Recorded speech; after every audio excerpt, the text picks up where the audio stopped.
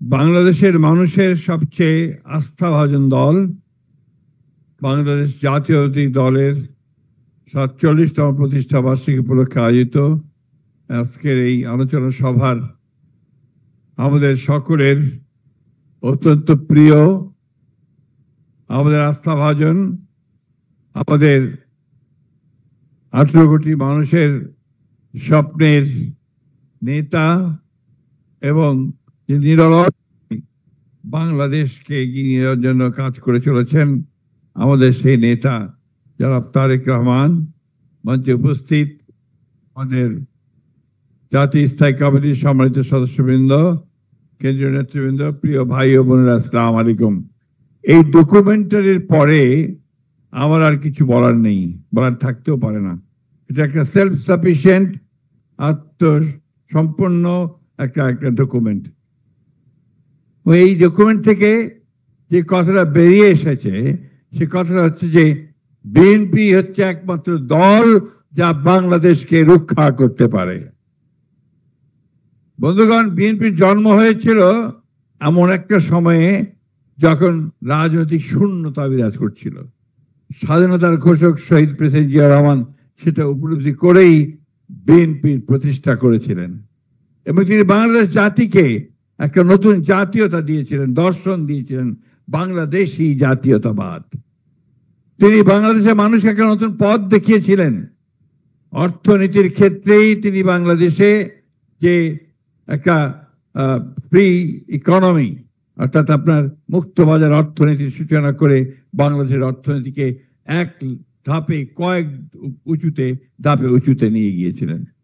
তিনি বাংলাদেশের পলিটিক্সে একটা পূর্ণ পরিবর্তন নিয়ে এসেছিলেন সেই স্বাধীনতার মধ্য দিয়ে, তার বহুদলীয় গণতন্ত্রের মধ্য দিয়ে। বেগম খালেদা জিয়া বহুদলীয় গণতন্ত্র থেকে পার্লামেন্টারি পলিটিক্স করেছিলেন এবং তিনি প্রথম আমাদের যে কেয়ারটেকার গভর্নমেন্ট সরকার প্রবর্তন করেছিলেন। আর আজকে আমাদের নেতা তারেক রহমান তিনি ৩১ দফা দিয়ে একদিকে রাজনৈতিক কাঠামো পরিবর্তন রাষ্ট্রের, অন্যদিকে অর্থনৈতিক কাঠামো পরিবর্তন, এই দুটোই তিনি আজকে পথ দেখিয়ে দিয়েছেন আমাদের বন্ধুগণ। এক দীর্ঘ সংগ্রামের পরে আমাদের অনেক রক্তপাতের মধ্য দিয়ে আমরা আজকে একটা সুযোগ পেয়েছি আমাদের রাষ্ট্রকে নিজেরা গড়ে তুলবার।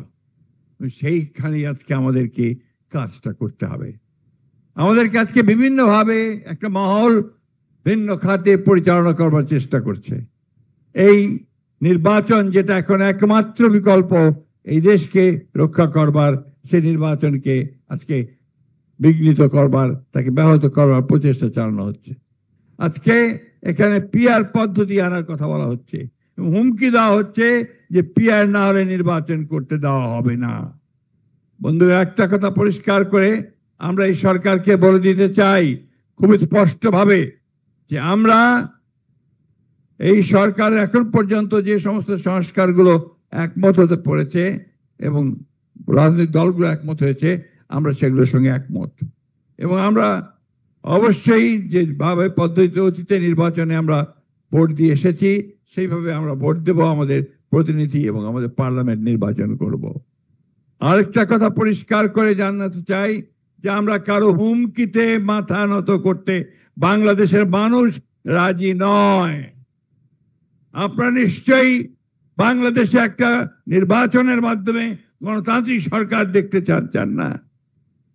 তাহলে আজকে আমাদেরকে ঐক্যবদ্ধ হয়ে সেই গণতান্ত্রিক সরকার প্রতিষ্ঠা করবার জন্য আমাদের নেতা জনাব তারেক রহমানের নির্দেশে হাত ধরে আমরা সবাই ঐক্যবদ্ধ হয়ে আমরা সেই লক্ষ্যে এগিয়ে যাব। ইনশাআল্লাহ নির্বাচনের মধ্য দিয়ে আমরা জনগণের সরকার প্রতিষ্ঠা করে, বিএনপি সরকার প্রতিষ্ঠা করে আমাদের নেতা তারেক রহমানকে আমরা প্রধানমন্ত্রী নির্বাচিত করতে পারবো এবং বিএনপিকে আবার ক্ষমতায় নিয়ে আসতে পারবো। এই কথা বলে আজকে এই প্রতিষ্ঠার দিনে আমি সকলকে ধন্যবাদ এবং কৃতজ্ঞতা জানিয়ে, বিশেষ করে যারা প্রাণ দিয়েছেন, যারা শাহাদাত বরণ করেছেন তাদের প্রতি শ্রদ্ধা জানাচ্ছি, যারা পঙ্গু হয়েছেন তাদের প্রতি শ্রদ্ধা জানাচ্ছি, যারা দিনের পর দিন জেল খেটেছেন তাদের শ্রদ্ধা জানাচ্ছি। আসুন সমস্ত ব্যথা বেদনাকে সঙ্গে করে আমরা একত্রিত করে আমরা সামনের দিকে এগিয়ে যাই। আপনাদের সকলকে ধন্যবাদ। আসসালামু আলাইকুম, খুদা হাফেজ। বাংলাদেশ জিন্দাবাদ, বাংলাদেশ জাতীয়তাবাদী দল জিন্দাবাদ, শহীদ জিয়া অমর হোক, দেশনেত্রী বেগম খালেদা জিন্দাবাদ, তারেক রহমান জিন্দাবাদ।